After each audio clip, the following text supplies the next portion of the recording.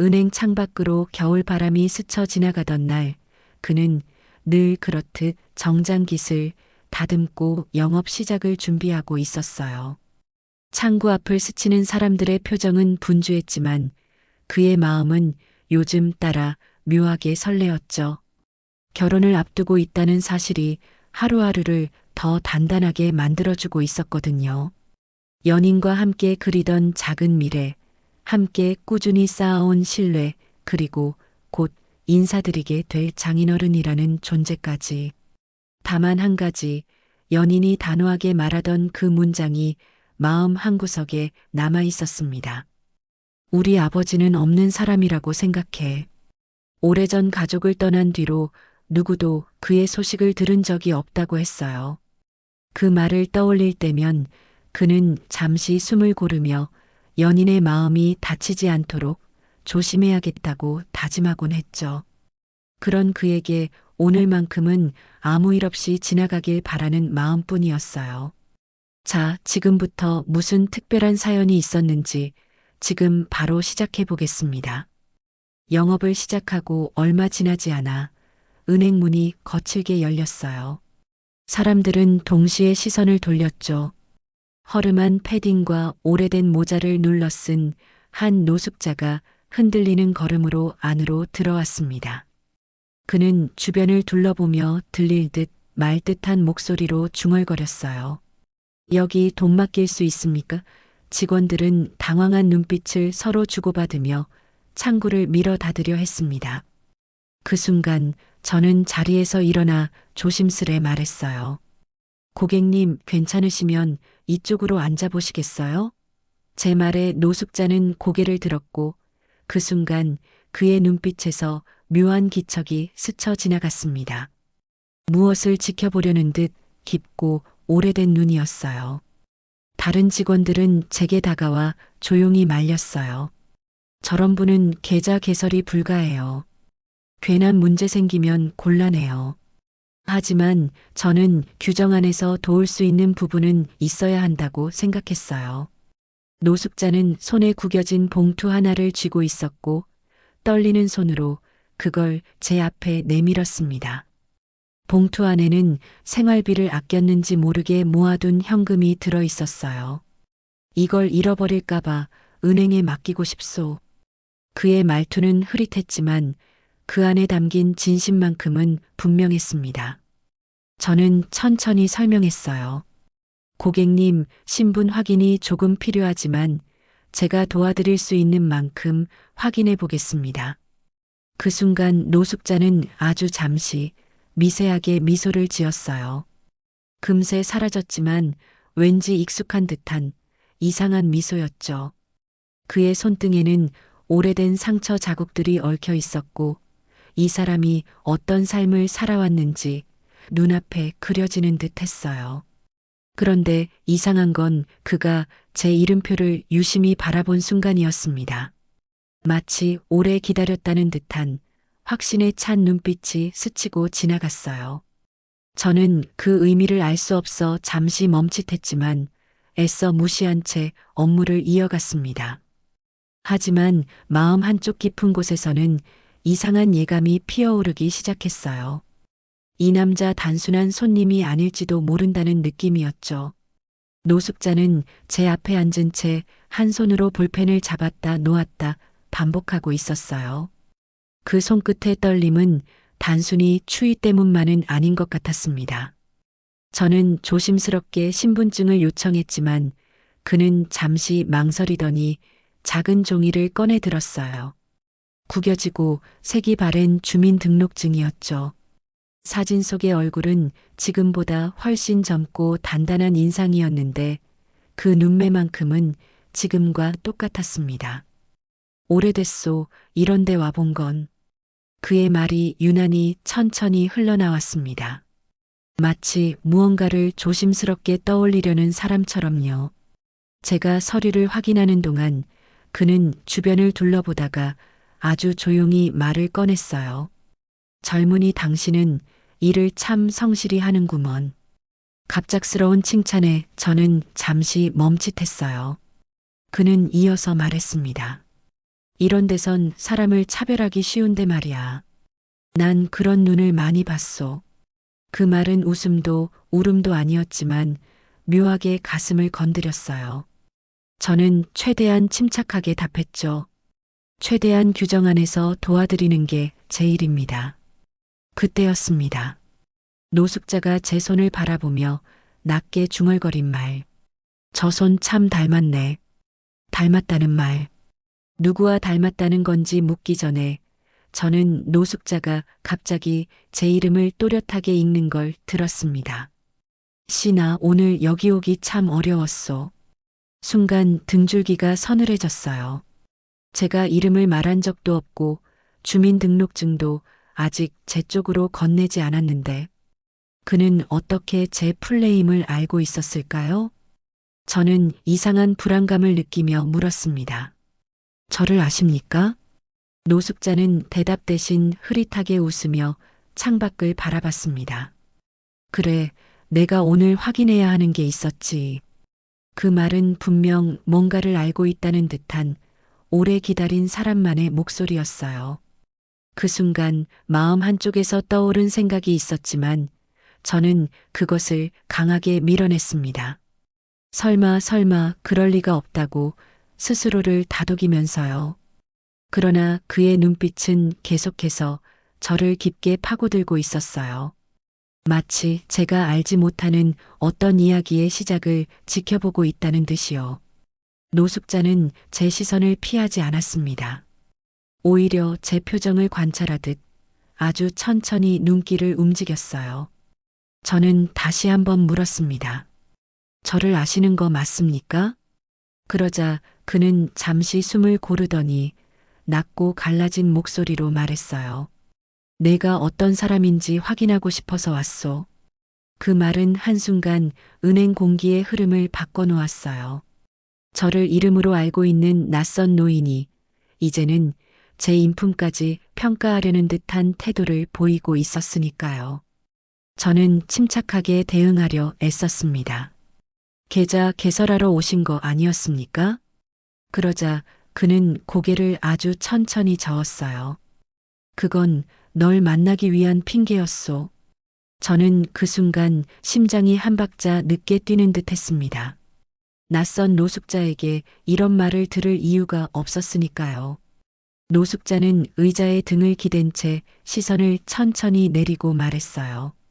내가 우리 집에 곧 들어온다지? 그 말은 제 생각을 완전히 멈춰버렸습니다. 우리 집? 무슨 집? 연인의 집? 제 머릿속에서 수많은 가능성이 뒤섞였지만 그 중 하나가 가장 크게 떠올랐습니다. 하지만 너무 황당해서 입 밖으로 꺼낼 수가 없었죠. 저는 떨리는 목소리로 물었습니다. 혹시 시아버지? 노숙자는 대답하지 않았습니다. 대신 달아 해진 모자를 천천히 벗었습니다. 그 아래에서 드러난 얼굴은 연인에게서 들었던 몇 가지 특징과 희미하게 맞아떨어졌습니다. 날카로운 눈매, 웃을 때 사라지는 입꼬리의 주름, 젊을 때는 꽤 단단했을 것 같은 턱선.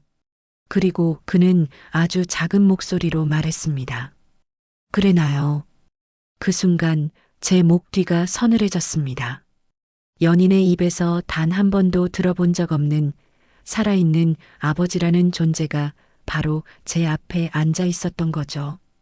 10수년 동안 가족을 떠났던 남자, 연인의 마음에 깊은 상처를 남긴 사람, 그리고 지금은 노숙자 행색으로 나타나 저를 시험하려는 사람.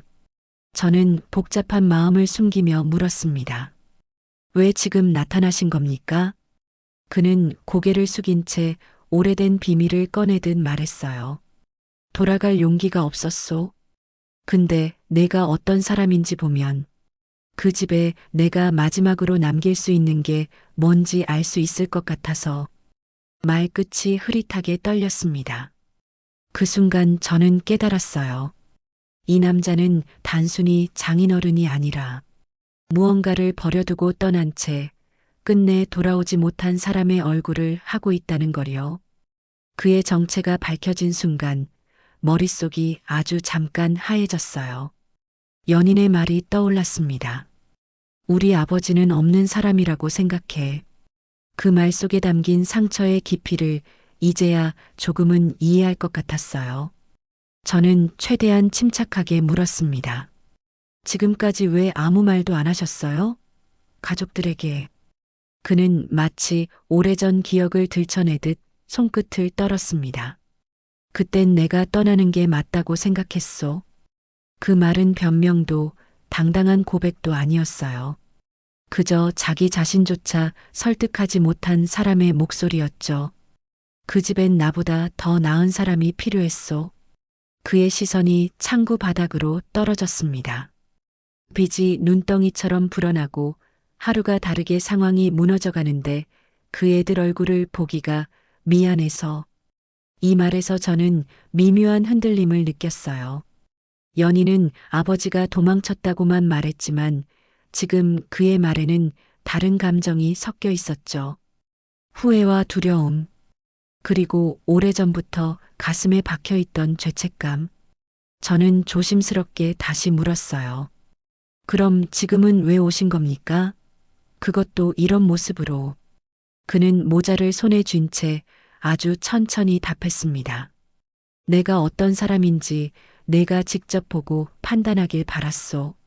저는 그 말에 순간 숨을 멈췄습니다. 판단이라는 단어가 이상하게 무겁게 들렸거든요. 그는 제 눈을 피하지 않고 이어 말했어요. 내가 그 아이를 잘 지켜줄 사람인지, 내가 떠난 자리까지 내가 채워줄 수 있는 사람인지, 배경도 모르는 상황에서 이런 말을 듣자 마음 한쪽이 묘하게 저려왔습니다. 하지만 동시에 이해되지 않는 것도 많았어요. 그걸 확인하고 뭐 하시려고요? 그는 잠시 말없이 앉아 있었습니다. 숨소리조차 가늘어졌죠. 그리고 마침내 아주 조용히 말했습니다. 시간이 얼마 없소. 그 한마디는 나지막했지만 돌처럼 가슴에 부딪혀 내려앉았습니다. 저는 그제야 그의 손등에서, 얼굴에서, 목선에서 오랫동안 알아온 사람에게서만 느껴지는 흔적을 발견했어요. 병, 그가 말하지 않은 현실, 그리고 오늘 그가 여기에 찾아온 이유. 그는 떨리는 손으로 제 주민번호가 적힌 서류를 가리켰습니다. 넌 믿고 맡길 수 있는 사람인지 그거 하나만 확인하고 싶었소. 그 순간 깨달았습니다. 이 노인은 단순히 저를 시험하러 온 것이 아니라 마지막 남은 용기를 내기 위해, 또 마지막 남은 책임을 지기 위해 오늘 이곳에 왔다는 걸요. 그의 말이 끝나고도 한동안 저는 아무 말도 할 수 없었습니다. 노숙자의 행색 뒤에 숨겨져 있던 진짜 이유. 그가 떠난 것도, 돌아오지 못한 것도, 그리고 오늘 여기에 온 것도 모두 미안함과 두려움이라는 한 단어로 설명되고 있었죠. 저는 조용히 물었습니다. 지금 상태가 많이 안 좋으신 겁니까? 그는 시선을 피하지 않았습니다. 곧 큰 수술을 받아야 하오. 성공률은 의사가 절대적인 건 아니라고 하더군. 말은 담담했지만 손끝은 떨리고 있었습니다. 그 떨림이야말로 그가 얼마나 오랫동안 혼자 이 두려움을 견뎌왔는지 보여주는 것 같았어요. 잠시 후 그는 아주 조용히 말을 꺼냈습니다. 내가 잘못한 건 알아. 그 집을 떠날 때 다시는 얼굴을 들 수 없다고 생각했소. 근데 그 아이가 내가 그 아이 옆에 있다길래 내 마지막 결정이 틀리지 않길 바랐소. 그의 목소리는 갈라져 있었지만 단단했습니다. 도망쳤던 사람의 목소리가 아니었어요. 오히려 돌아오고 싶었지만 돌아올 수 없었던 사람의 고백이었죠. 저는 묻지 않을 수 없었습니다. 그럼 따님에게는 말씀하실 겁니까? 그는 고개를 숙였습니다. 지금 내 얼굴을 보면 그 아이가 얼마나 무너질지 상상도 안 돼요. 그 말에 저는 가슴 한쪽이 찌릿하게 아파졌습니다. 그의 죄책감이, 미안함이, 그리고 두려움이 모두 담겨 있는 문장이었으니까요. 저는 깊게 숨을 들이마시고 말했어요. 따님은 아버지를 미워하기보단 잊으려고 했던 것 같았습니다. 그는 그 말을 듣고 마치 오래 눌러왔던 숨을 내쉬는 사람처럼 고개를 떨궜습니다. 그게 더 나았을 거요. 내가 옆에 있었으면 더 불행해졌을지도 몰라. 그 말을 듣는 순간 깨달았습니다. 이 남자는 자신이 가장 나쁜 선택이라고 믿고 있었어요. 하지만 동시에 그 믿음이 스스로를 얼마나 깊게 찔러왔는지도 보였습니다. 그는 마지막으로 제게 이렇게 말했습니다. 수술 전에 그 아이가 잘 지낼 수 있을지 확인하고 싶었소. 그걸 보면 이제 후회 없이 갈 수 있으니까. 그 말은 마치 유언처럼 느껴졌습니다. 저는 그제야 이 만남이 단순한 시험이 아니라 마지막으로 남은 가족을 향한 간절한 마음이라는 걸 받아들일 수밖에 없었습니다. 그리고 그 순간 제 마음에도 한 가지 결심이 조용히 자리 잡기 시작했습니다. 그의 부탁을, 그의 마지막 마음을 그냥 지나칠 수는 없겠다고. 그와의 대화가 끝나갈 무렵 은행 안은 어느새 점심시간 가까운 소란으로 변해 있었어요. 하지만 우리가 앉아있는 작은 상담 자리만큼은 다른 공간처럼 고요했습니다. 그는 모자를 다시 눌렀으며 자리에서 일어나려 했지만 힘이 빠졌는지 손잡이를 붙잡고 한참을 버텼습니다. 저는 얼른 다가가 그를 부축했어요. 괜찮으십니까? 그는 씁쓸하게 웃으며 고개를 저었습니다.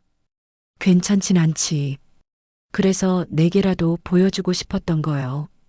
그 말 속에 보여주고 싶었다는 단어가 계속 마음에 걸렸습니다. 무엇을? 왜? 그리고 왜 하필 나에게? 그는 발걸음을 옮기기 전에 다시 한번 제게 시선을 주었어요. 그 눈빛엔 오래 묵혀있던 두려움과 울음이 뒤섞여 있었습니다.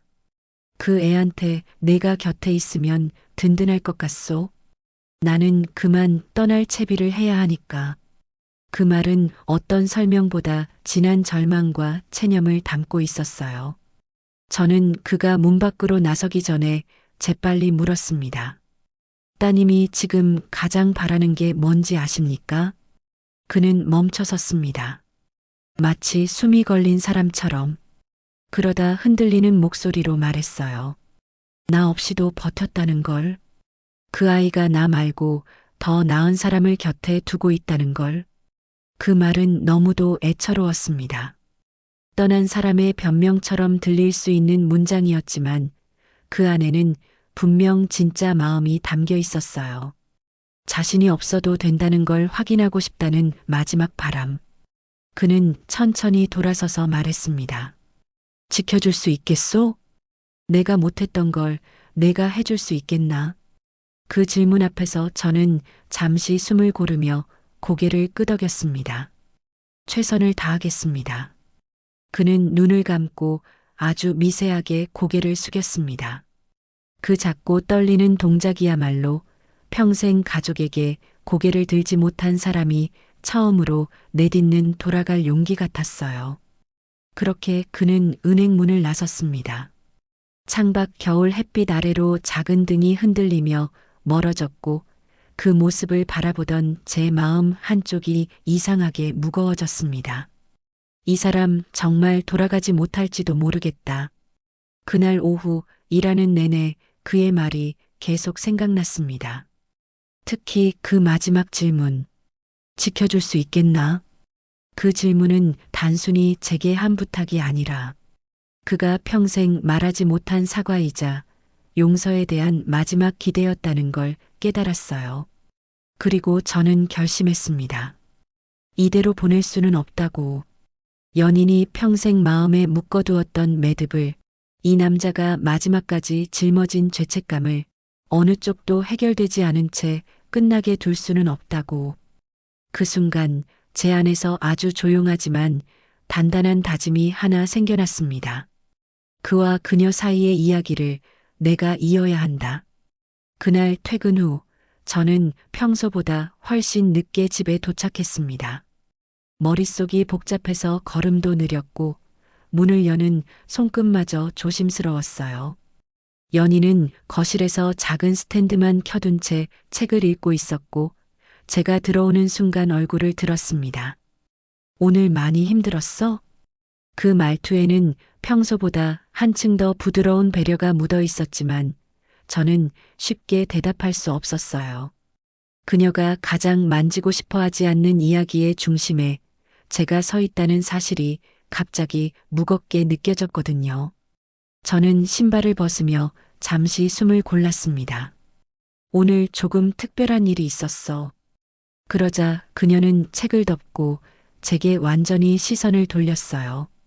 무슨 일인데 그래? 표정이 이상해. 저는 잠시 입술을 깨물었지만 결국 이렇게 말했어요. 혹시 아버지 이야기를 해도 괜찮을까? 그 순간 그녀의 표정이 아주 미세하게 굳었습니다. 숨을 들이컸다는 게 보였고 손끝이 때문에 힘없이 떨어졌어요. 하지만 그녀는 도망치지 않았습니다. 왜 갑자기 아버지 이야기를 해? 저는 거짓말 없이 있는 그대로 말했습니다. 오늘 은행에 어떤 분이 오셨는데 그분이 너희 아버지였어. 그녀는 잠시 제 얼굴을 바라보며 눈을 블링킹했습니다. 그리고 아주 낮게 속삭이듯 말했죠. 그럴 리 없어. 저는 고개를 저었습니다. 정확히 내 이름도 알고 있었어. 그리고 떠날 수밖에 없었던 이유도 이야기하셨어. 그녀는 손으로 입을 가리며 고개를 돌렸어요. 눈앞으로 갑자기 밀려온 감정을 감당하지 못하는 모습이었습니다. 그 사람은 나랑 엄마를 버렸어. 아무 말도 없이. 그 이후로 한 번도 돌아오지 않았어. 죽은 사람이야. 내 인생에선. 그 말은 날카롭고 단단했지만 그 밑에는 오래 눌러왔던 상처가 숨쉬고 있었어요. 저는 그녀 옆에 앉아 조심스럽게 말을 이었습니다. 내가 그동안 그렇게 믿어왔다는 거 알아.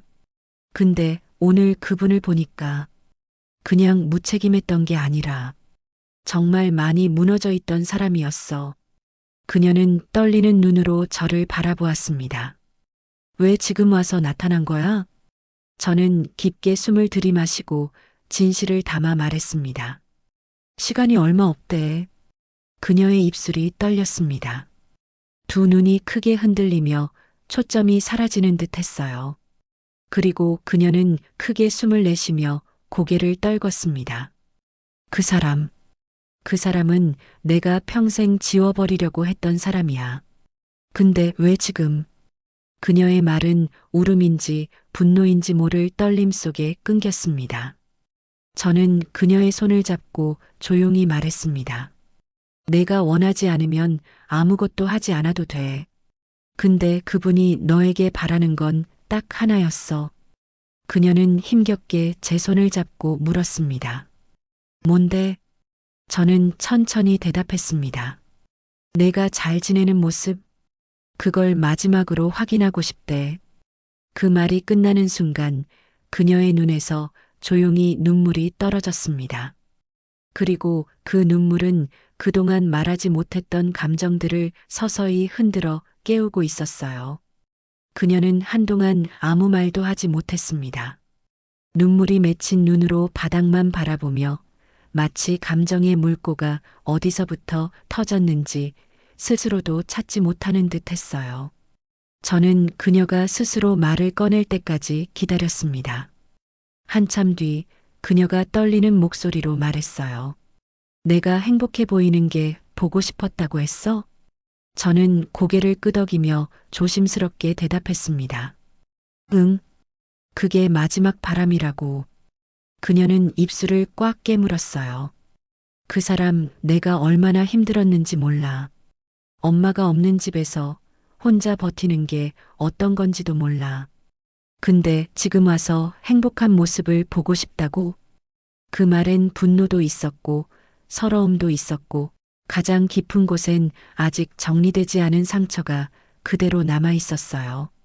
저는 그녀의 손등을 쓸어주며 말했습니다. 그분도 내가 한 말 그대로야. 그걸 알고 있었어. 그래서 얼굴을 못 들고 돌아오지 못했다고 했어. 그녀는 눈물을 훔치며 고개를 들었습니다. 그러면 왜 갑자기 왜 지금이야? 저는 숨을 고르며 진실을 말했습니다. 내가 만나도 괜찮다고 생각하면 실은 빨리 만나야 해. 그녀의 눈빛이 크게 흔들렸습니다. 왜 뭐 때문에? 저는 그동안 망설였던 말을 조용히 꺼냈습니다. 수술을 앞두고 있어. 성공률도 낮고 시간이 정말 많지 않아. 그 말에 그녀는 손으로 얼굴을 덮으며 크게 숨을 내쉬었습니다. 목에서 끓어오르는 울음이 겨우 눌린 채 떨리고 있었죠. 그 사람은 항상 그래. 내가 준비도 안 됐는데. 항상 갑자기 모든 걸 내 앞에 던져놓고 그리고 사라져. 그녀의 말은 단순한 분노가 아니었습니다. 오래전 아이였던 그녀가 스스로 붙잡지 못했던 오해와 그리움, 실망과 사랑이 뒤섞인 감정의 잔해였어요. 저는 조용히 그녀의 손을 잡았습니다. 만나지 않아도 돼. 지금도 괜찮고 내일도 괜찮아. 근데 이건 내가 선택해야 하는 일이야.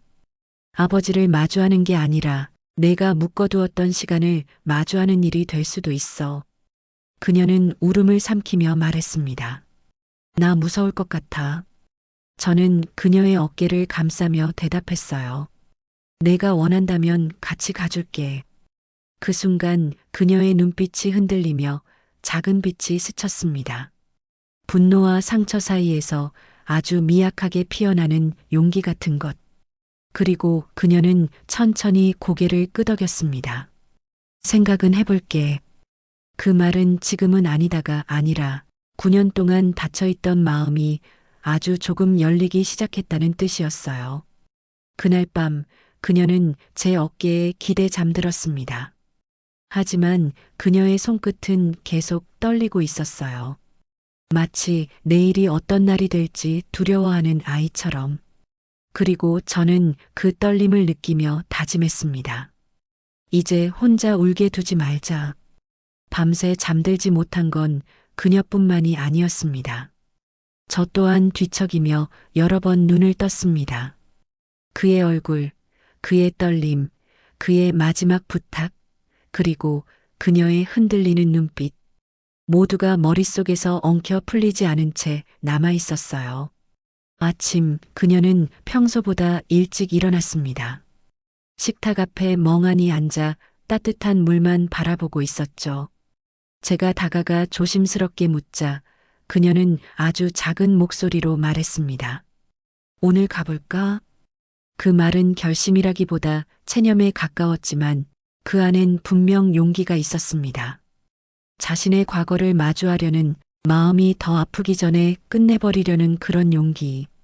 저는 그녀의 손을 잡고 고개를 끄덕였습니다. 같이 가자. 그녀는 떨리는 숨을 내쉰 뒤 말했어요.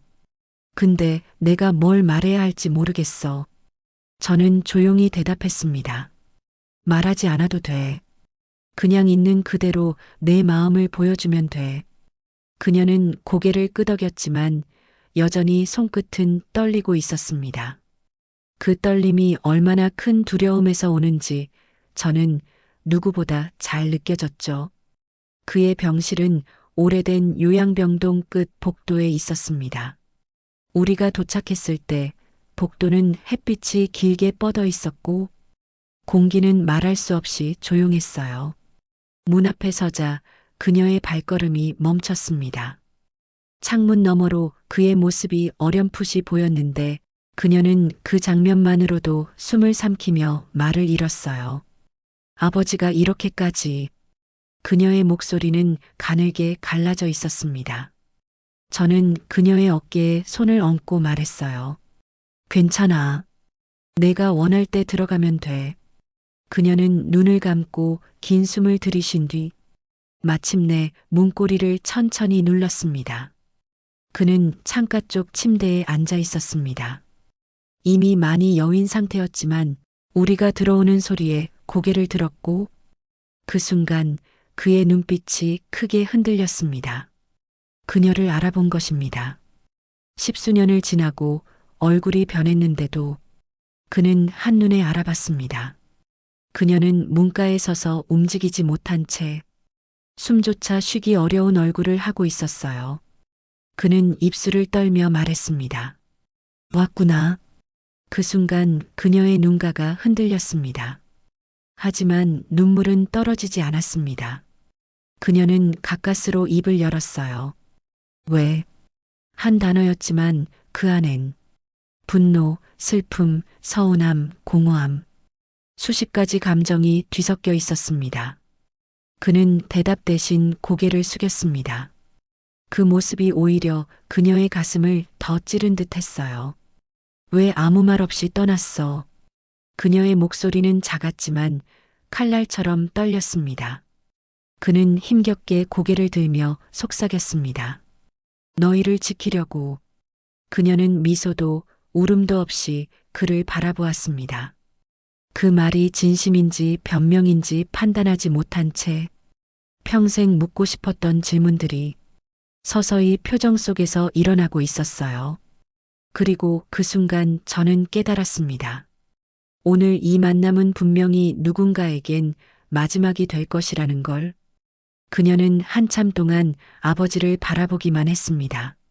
말을 잇지 못한 채 수십 년 묵은 마음의 먼지를 한 줌씩 털어내는 것처럼 숨을 고르고 또 고르며 서 있었어요. 그의 입술은 바짝 말라 있었고 숨을 들이쉴 때마다 가슴이 작게 흔들렸습니다. 그러다 그는 떨리는 손을 뻗었지만 그 손끝은 그녀에게 닿기도 전에 공중에서 멈춰버렸습니다. 미안하다. 평생의 시간이 단 한 문장 속으로 굴러 떨어지는 순간이었습니다. 그녀는 눈을 감으며 천천히, 아주 천천히 숨을 들이켰어요. 마치 마음속에서 무엇인가가 부서지는 소리가 들릴 것처럼. 그 말을 지금 와서 하면 뭐가 달라져? 그녀의 목소리는 흔들렸지만 그 안에 담긴 진심은 단단했습니다. 그는 고개를 숙이며 힘겹게 말했어요.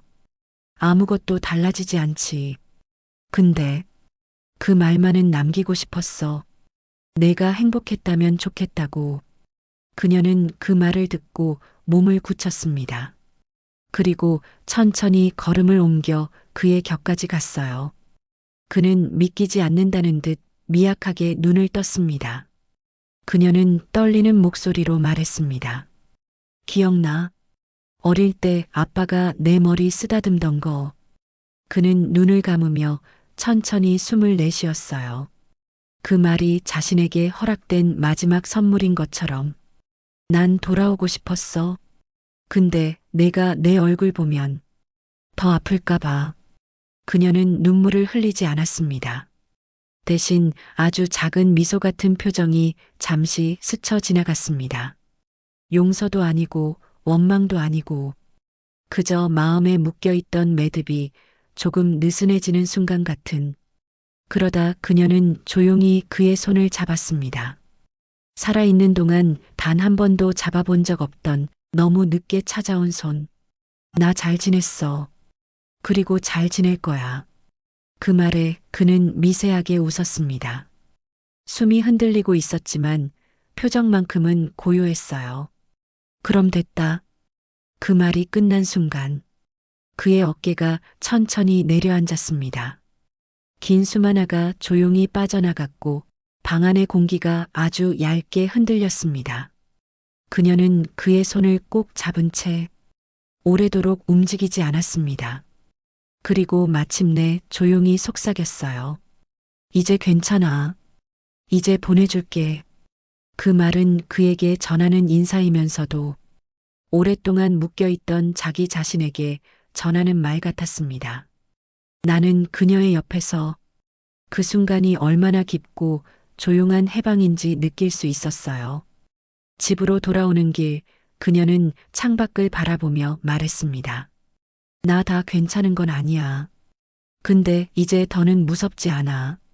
저는 그녀의 손을 잡고 말했습니다. 이제부터는 우리가 같이 정리하자. 그녀는 작은 숨을 내쉬며 고개를 끄덕였습니다. 그리고 아주 조용히 웃었어요. 그 웃음은 누군가의 상처를 용서한 미소가 아니라 자신의 마음을 구해낸 사람의 미소였습니다.